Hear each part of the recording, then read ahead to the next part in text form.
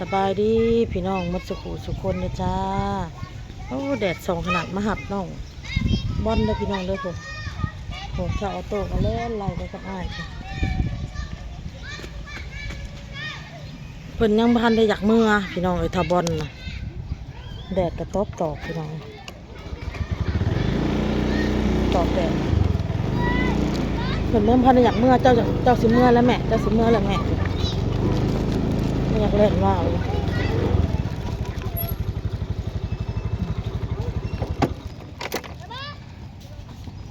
แล่นมาลูกล่ะอ๋อบ่าวน้องบอลพี่น้อง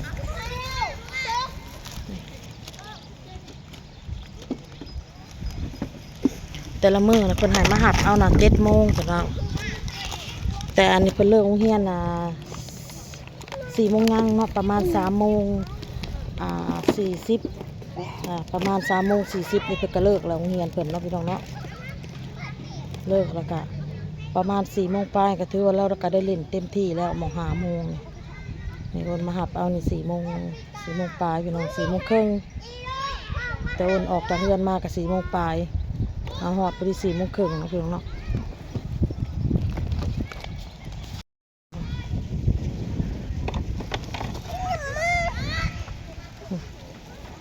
เห็นบ่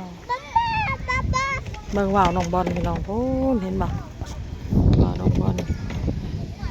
มันลมเลยพี่น้องเด้อลมเลยลมเลยไม่ยั้งลูกไม่ยั้งโอ้ยหลดคา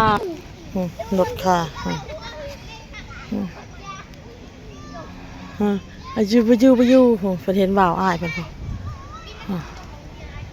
แหลนน้ำบ่าวอ้ายเมื่อนี้อากาศหนาวพี่น้องหนาวแหละลมเย็นพี่น้องยังบ่อยากเมื่อเพราะว่าอยู่เฮือนพาดแล่นมันผัดเดินมันบ่กว้างนะมันมีอันกกใหม่กกตอกมีสายพื้นสายไผ่เลยมันบ่สะดวกพี่น้องบ่คือเดินโรงเรียนบัดนี้เดินโรงเรียนมันผัดกว้างบัดนี้ตกละ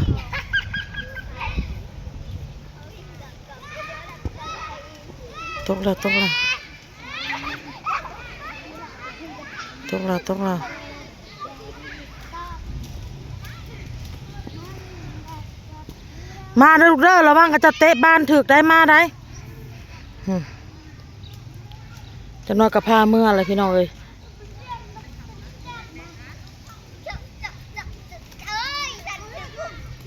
นั่น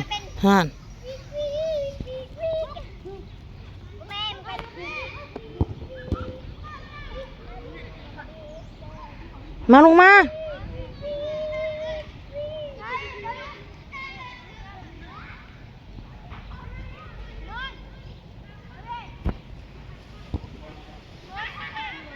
บรรยากาศดีขนาดเลยยามแรงๆคิดอยากกินสดร้อนๆพี่น้องโอนก็ได้บ่ฉันเลยอยากเมื่อบ่ลูกบอล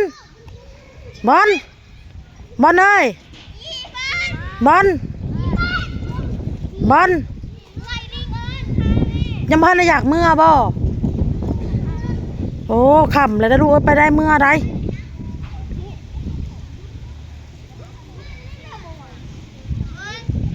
เบิ่งได้น้องค่ะ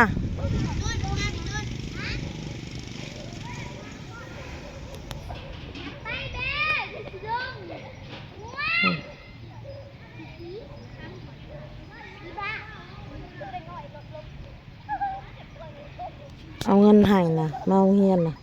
ซื้อว่าวนี่แหละพี่น้องซื้อว่าวนี่แหละ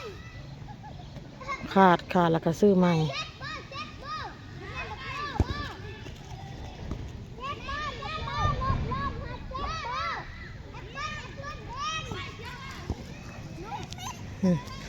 แม่เท่าขาโค้งอ่ะนี่แม่โอ้ยส่งสิเหียอะไรนี่ฮะ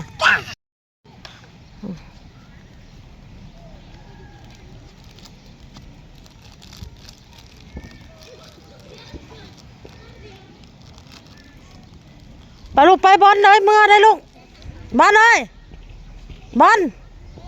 ไปเมื่อลูกโดยอยู่หันแหละไป ว่าอยากไปลักษะหกกันแน่พี่น้องเอ้ยอ้นก็ได้เบิ่งนี่สิค่ำแล้วนี่ค่ำแล้วก็ย่านบ่ได้ไปแล้วไปได้โดยอยู่ค่ะ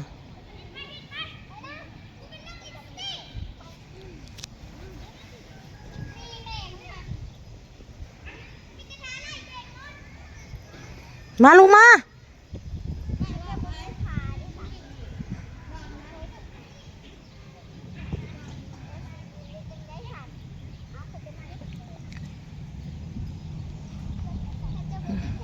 โหเขายังพันในเมืองกับมีเขาท่าพ่อท่าแม่มาหับพี่น้อย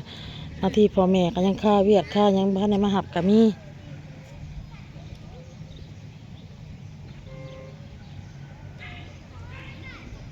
ดึงส่งขึ้นในนอกนะฮะโอ้ยส่งสีเหียเลยฮะ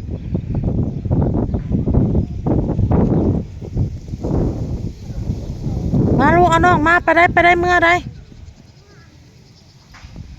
ไป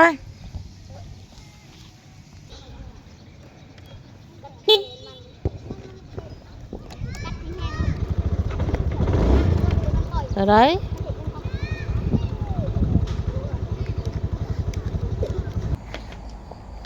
สบายดีพี่น้องมาจากทุกคนโอ้ยป้อนข้าวเอาตู้พี่น้องเลยน้ำแรงเลยพี่น้องเลยป้อนข้าวกับตับไก่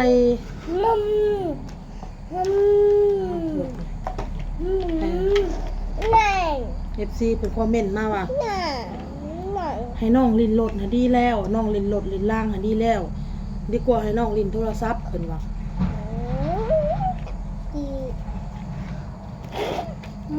เพราะว่าอ้นกับพยายามพาลูกออกมาให้มันเล่นหันเล่นนี่เล่นน้ำอย่างเงี้ยไปอ้นบ่อยากให้ลูกขมุกขมุมมันโทรศัพท์หลายพี่น้องเลยเพราะว่าเรามีอาการแบบคือในการ์ตูนเนาะพี่น้องเนาะเวลาการ์ตูนมันรับตารับยังแบบเราซ้อนแล้วล่อเรียนแบบการ์ตูนนะ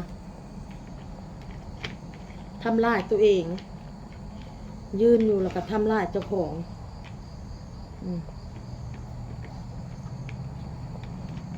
เอาวันมือตีหัวเจ้าของฟาดหัวเจ้าของ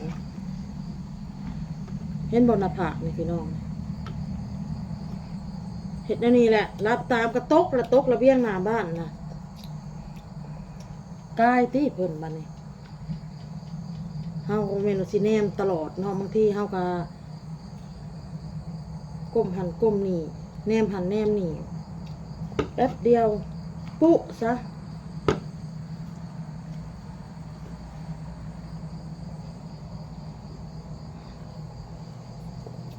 เขาก็ปิ้งตับถ้าบอลไปอาบน้ำก็รู้อะไรบอลเอ้ย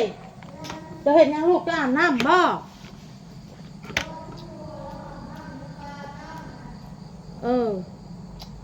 เพราะอากาศมันลมมันหนาวลูกเอ้ย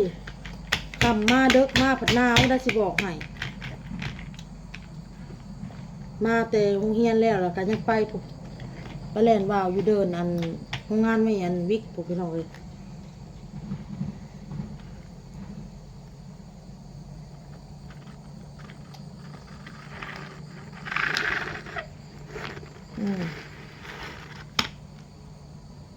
ตู้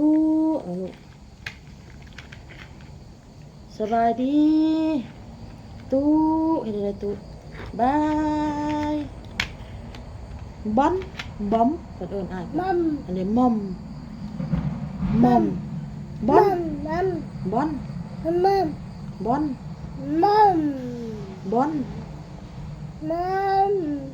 บอน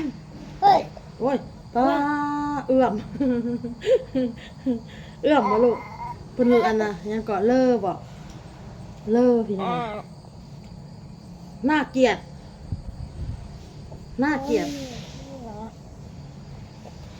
เอากินเห็ดเป็นคำข่าวให้อ้นเงินบะเต้เลิกเวียกมาเพิ่นสิซื้อกระเปียกมาพี่น้องกินกระเปียกอ้นคิดอยากกินเงินสดงอนกินกระเปียกกินเฟอเอากินลูก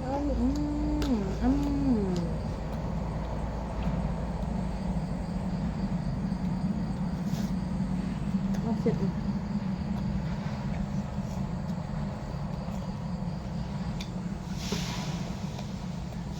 เป็นวัด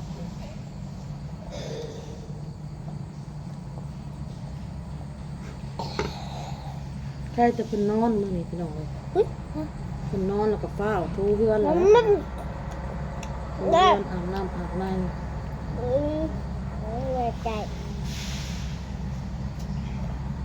กินลูกมัมมัมมัมมัมน้องบอลน่ะลืมกระเป๋าอันกระเป๋านักเรียน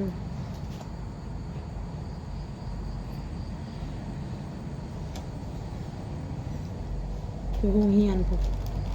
มีแต่ว่ามื้ออื่นแล้วก็บ่ได้ถือไปพี่น้องเอ้ยเอาลูก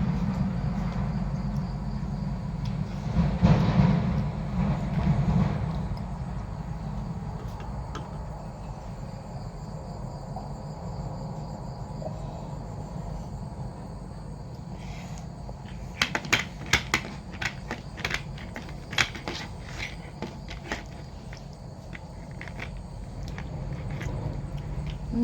มจับจุ๊บจุ๊บ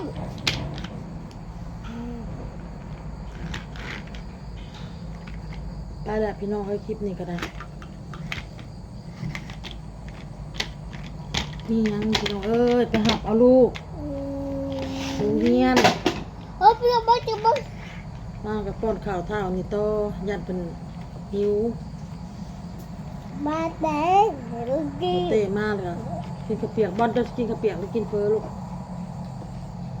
อันนี้ไม่ ฮะบุหูบุยากนี่บอก ยาว ฮะอาหารตอบสองอย่างยังว่าบุหูระหว่างเพอกับข้าวเปียกยังว่าบุหูว่าตัวเองอยากหยังพอกับบ่จักแน่สิว่าวน้ำเจ้าแล้ว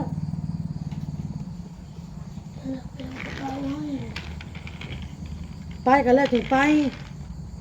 ป้อนข้าวน้องก้อนยังหวะตัวเองลืมใจคิดใจขึ้นแต่น้ำว่าวเลยคันว่าวเลยบ่ลืมตื่นมาแล้วกลับโลดกับว่าวจื้อแท้เสื่องอยู่มุมได้แก้ได้กับจื้อ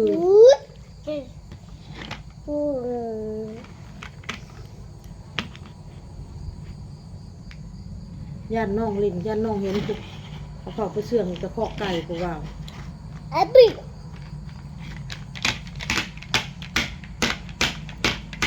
เฮ็ดลูกเฮ็ดเอาลาเลยเด้อกินสบายดีบายบายบายเฮ็ดได้บายค่ะบายแล้วมาลูก ก็หนัก มาแล้วแม่จะมากินปีกตับกับน้องมาแม่กินข้าวปั้นข้าวแล้วจะไปเอาธรรมชาติกับป้ามันทำบ่เสียดอกมั้งไปสิไปเอาเนาะพี่น้องเนาะบายบายเฮ็ดได้ลูกบายบาย